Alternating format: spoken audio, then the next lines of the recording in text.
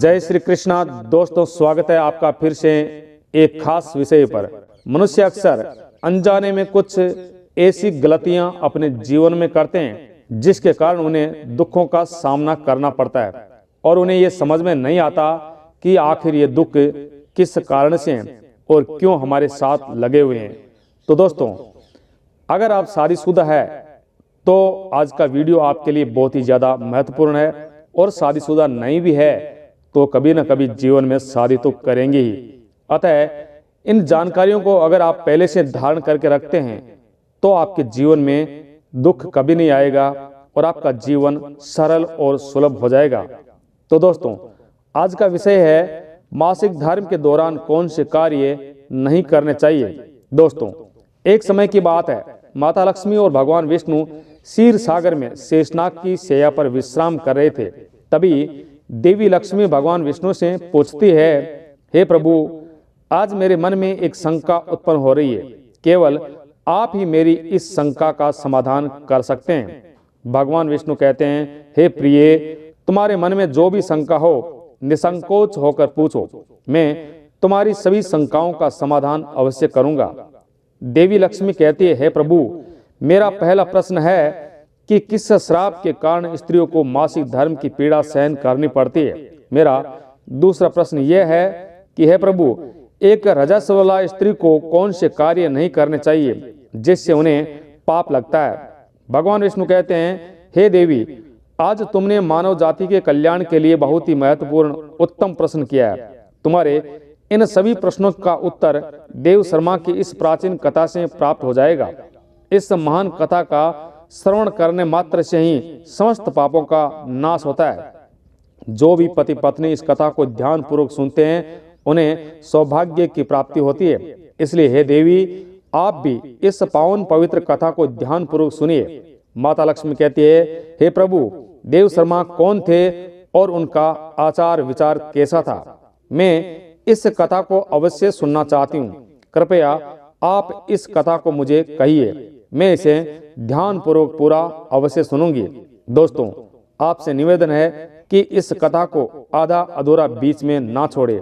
और हाँ, यदि आप अपने जीवन में कुछ नया सीखना चाहते हैं तो चैनल को सब्सक्राइब जरूर कर लेना, क्योंकि हम आपके लिए ऐसे ही वीडियो लाते रहते हैं। दोस्तों, भगवान विष्णु कहते हैं, हे देवी, पूर्व काल की बात है, मध्य देश में एक अत्यंत शोभायमान नगरी थी। उस नगरी में देव शर्मा नाम के ब्राह्मण रहते थे। देव शर्मा को समस्त शास्त्रों और वेदों का ज्ञान था। वह परम बुद्धिमान, गुणवान तथा धर्म कार्य में तत्पर रहता था। सभी वर्णों के लोग उन्हें बड़ा सम्मान देते थे। वह प्रतिदिन यज्ञ, दान, धर्म तथा संध्या उपासना किया करते थे। भगवान विष्णु कहते हैं, हे देवी, देव शर्मा पशु, पुत्र, बंधु बांधव तथा धन संपत्ति से संपन्न थे। देव शर्मा की पत्नी का नाम भग्न था। वह भी अत्यंत चरित्रवान, गुणवान तथा पतिव्रता धर्म का पालन करने वाली स्त्री थी। फिर एक दिन देव शर्मा ने अपने घर पर सत्यनारायण की पूजा रखी और सभी ब्राह्मणों को स्वयं जाकर निमंत्रण दिया। नगर में निवास करने वाले सभी मनुष्यों को पूजा तथा भोजन के लिए बुलाया गया। फिर पूजा के दिन समस्त ब्राह्मण उसके घर पर पधारे। देव शर्मा ने सभी ब्राह्मणों का विधि पूर्वक पूजन किया और उनका आदर सत्कार कर फिर उसने सभी ब्राह्मणों को घर के अंदर बुलाया और सुंदर आसन देकर उन्हें बिठाकर मिष्टान भोजन करवाया। ब्राह्मणों को भोजन कराने के बाद उसने भगवान का स्मरण करते हुए सभी को वस्त्र आदि दान करके विदा किया। वे सभी ब्राह्मण देव शर्मा को आशीर्वाद देकर वहां से चले गए। उसके बाद उसने अपने परिवार, बंधु बांधव तथा अन्य दीन एवं भूखे लोगों को भोजन करवाया। इस प्रकार से सभी को भोजन कराकर और पूजा संपन्न करके जब वह ब्राह्मण अपने घर के द्वार पर खड़ा रहा, तब उसने देखा कि उसके घर के सामने एक बैल और एक कुतिया आपस में बात कर रहे थे। उस ब्राह्मण ने कुतिया और बैल की बात पूरी सुनी तो उसे बड़ा आश्चर्य हुआ। वे कुतिया और बैल उसके माता पिता ही थे, जो पिछले जन्म के पाप के कारण इस जन्म में कुतिया और बैल बन गए थे। अब ब्राह्मण मन ही मन सोचने लगा, ये दोनों तो मेरे माता पिता ही है, जो मेरे घर पर पशु बनकर आए हैं। किस कारण से इन दोनों को प्राणियों का शरीर प्राप्त हुआ है। अब इनके उद्धार के लिए मैं क्या करूं। और इस प्रकार विचार करते हुए उस ब्राह्मण को रात भर नींद नहीं आई और वह रात भर भगवान का स्मरण करते हुए सोच विचार करने लगा। उसने सोचा, मेरे माता पिता की मुक्ति का उपाय केवल मुनि वशिष्ठ ही बता सकते हैं।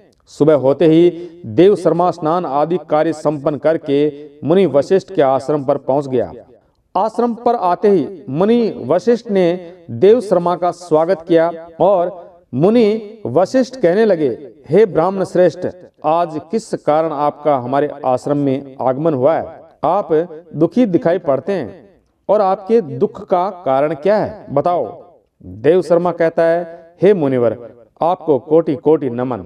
आपके दर्शन से आज मेरा जन्म सफल हुआ है। हे मुनीश्वर, आज मैं आपके पास एक शंका लेकर आया हूँ। कृपया आप ही मुझे इस दुख से बाहर निकाल सकते हैं। मैं अत्यंत दुखी और दुर्बल हो गया हूँ। वशिष्ठ जी कहते हैं, हे ब्राह्मण, दुख ना करो। आपकी जो भी शंका हो निसंकोच होकर पूछो, मैं अवश्य तुम्हारी शंका का समाधान करूंगा। फिर देव शर्मा कहता है, हे मुनिवर, कल मैंने अपने घर पर भगवान विष्णु का पूजन किया तथा अनेक ब्राह्मणों को और भूखे लोगों को भोजन करवाया। विधि पूर्वक भगवान का पूजन किया। फिर मेरे द्वार पर एक कुतिया और एक बेल आ गया। दोनों मेरे घर के सामने खड़े होकर बात कर रहे थे। सबसे पहले कुतिया उस बेल से इस प्रकार कहने लगी, हे स्वामी, आज जो घटना घटी उसे सुनिए। हमारे पुत्र के घर में ब्राह्मणों के भोजन के लिए जो दूध रखा गया था, एक सांप ने उस दूध के बर्तन में अपना विष उगल दिया, जिसे देखकर मुझे बड़ी चिंता होने लगी, क्योंकि मेरा पुत्र और आने वाले सभी लोग उसी दूध से भोजन करने वाले थे। अगर सभी लोग उस दूध को खा लेते तो उनकी मृत्यु हो जाती। इसलिए मैंने उस बर्तन में से सारा दूध पी लिया। जब बहू की दृष्टि मुझ पर पड़ी तो उसने मुझे खूब पीटा, जिसे मेरा अंग अंग भंग हो गया। मुझे बहुत पीड़ा हो रही है। पीड़ा से मैं लड़खड़ाते हुए चल रही हूँ। मुझे ये पीड़ा सहन नहीं हो पा रही है। ये सुनकर बेल बहुत दुखी हुआ और दुखी मन से खुद का वृतांत सुनाने लगा और कहा, हे प्रिय, अब मैं मेरे दुख का कारण सुनाता हूँ। मैं पूर्व जन्म में इस ब्राह्मण का पिता था। आज इसने सभी को भोजन कराया, परंतु इसने मुझे घास तक नहीं डाली और ना ही मुझे जल पिलाया। इसी कारण से मैं बहुत दुखी हो गया हूँ। देव शर्मा कहने लगा, इस प्रकार से अपने माता पिता को कुतिया और बेल के रूप में ऐसा बोलते हुए देखकर मुझे बड़ा दुख हो रहा है। मुझे रात भर नींद नहीं आ रही है। मुझे हर क्षण चिंता सता रही है। मैंने कभी कोई पाप नहीं किया है, हमेशा धर्म के कार्य किए हैं, फिर भी मेरे माता पिता को ऐसे कष्ट झेलने पड़ रहे हैं। इसी कारण आज मैं आपके पास आया हूँ। कृपया आप अपनी योग शक्ति से पता करके मुझे बताइए कि किस कारण से मेरे माता पिता की ऐसी दुर्दशा हुई है और उनकी मुक्ति के लिए मुझे कौन सा कर्म करना चाहिए। फिर गुरु वशिष्ठ ध्यान लगाते हैं और उस ब्राह्मण के माता पिता के पूर्व जन्म के कर्मों को देखते हैं और देव शर्मा से कहते हैं, हे ब्राह्मण, तुम्हारे माता पिता ने पिछले जन्म में घोर पाप किया है और उन पापों के कारण आज उनकी ऐसी दुर्दशा हुई है। देव शर्मा कहते हैं, हे गुरुदेव, किस पाप के कारण मेरे माता पिता की दुर्दशा हुई है, कृपया विस्तार से बताइए, मैं जानना चाहता हूँ। फिर ऋषि वशिष्ठ कहते हैं, हे ब्राह्मण देवता, ये जो बेल तुम्हारे पिता है, ये पिछले जन्म में कुंडी नगर के श्रेष्ठ ब्राह्मण थे। उन्होंने एक दिन एकादशी का व्रत करके भोजन किया था। एकादशी के व्रत के दिन इसने दान धर्म भी नहीं किया था। इसने द्वार पर आई गायों को भी कभी भोजन नहीं खिलाया। इसने अपने पितरों का श्राद्ध भी बलिपूर्वक नहीं किया और तुम्हारे पिता ने पिछले जन्म में मासिक धर्म के दौरान ही तुम्हारी माता के साथ संबंध बनाया था और इसी पाप के कारण इसे इस जन्म में बेल का रूप मिला है। अब तुम्हारी माता के बारे में सुनो। तुम्हारी माता ने रजस वाला होते हुए भी भोजन बनाया। मासिक धर्म के दौरान ही इसने भगवान की पूजा की, तुलसी को जल चढ़ाया और रजस वाला होते हुए भी इसने भगवान को भोग लगाया। इसी कारण से इसे महापाप लगा है। मासिक धर्म के दौरान स्त्री 3 दिनों के लिए अपवित्र हो जाती है। मासिक धर्म के दौरान स्त्री को पूजा पाठ नहीं करना चाहिए। स्त्री को इन 3 दिनों में अपने बाल भी नहीं धोने चाहिए, इससे पति की आयु कम होती है। मासिक धर्म के दौरान पेड़ पौधों को स्पर्श न करे। रजस वाला स्त्री के साथ संबंध भी नहीं बनाना चाहिए। जो पुरुष रजस वाला स्त्री के साथ संबंध बनाता है उसे ब्रह्म हत्या का पाप लगता है। जो पुरुष रजस वाला स्त्री को स्पर्श करता है उसे भी पाप लगता है। रजस वाला स्त्री के शरीर में 3 दिनों तक ब्रह्म हत्या का पाप निवास करता है और चौथे दिन ही वह स्नान करके पवित्र हो जाती है।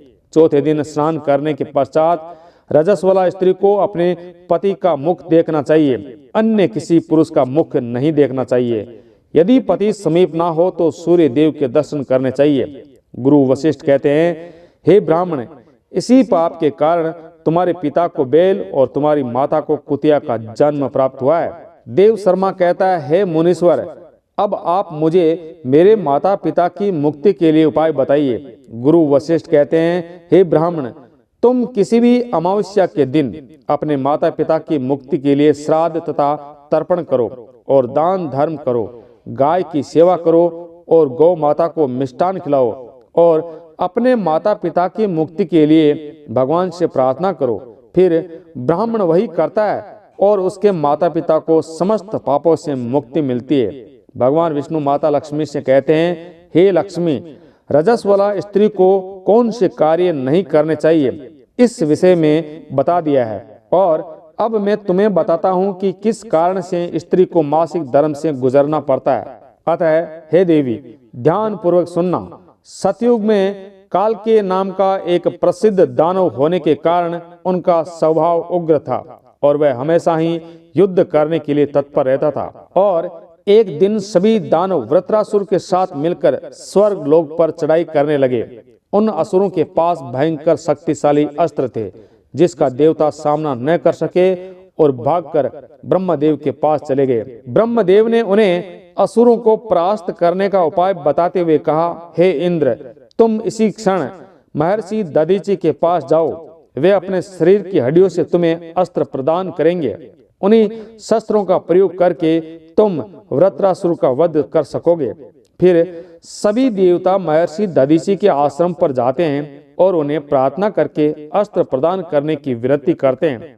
संसार के कल्याण के लिए महर्षि दधीचि अपने शरीर की हड्डियों से अस्त्र का निर्माण करते हैं और एक वज्र नाम का अस्त्र बनाते हैं जिसे देवराज इंद्र को दिया और सभी देवता गण वृत्रासुर के साथ युद्ध करने के लिए निकल जाते हैं। देवताओं और दानवों के बीच भीषण युद्ध होता है। सभी देवता आकाश में दानवों से युद्ध करने के लिए एकत्रित हो जाते हैं और प्रहार करने लगते हैं। भीषण युद्ध होता है। अनेक दिनों तक इस प्रकार दैत्यों और दानवों में युद्ध चलता है। देवराज इंद्र और वृत्रासुर आमने सामने आ जाते हैं। दोनों के बीच भीषण युद्ध होता है और इंद्र अपने वज्र का प्रहार कर वृत्रासुर को मार डालते हैं। वृत्रासुर की मृत्यु होते ही उसके शरीर से ब्रह्म हत्या बाहर निकलती है और इंद्र के शरीर में प्रवेश कर जाती है, जिससे इंद्र को ब्रह्म हत्या का पाप लगता है। और इंद्र ब्रह्मदेव के पास जाते हैं और ब्रह्म हत्या से छुटकारा दिलाने के लिए प्रार्थना करते हैं और ब्रह्मदेव ब्रह्म हत्या को इंद्र के शरीर से बाहर निकलने की आज्ञा देते हैं और ब्रह्म हत्या इंद्र के शरीर से बाहर निकलकर ब्रह्मदेव से कहती है, हे परम पिता ब्रह्मदेव, अभी तक मैं वृत्रासुर के शरीर में निवास कर रही थी क्योंकि उसने अनेक ब्रह्म हत्याएं की थी। जब इंद्र ने उसकी हत्या की तो मैं इंद्र के शरीर में वास करने लगी।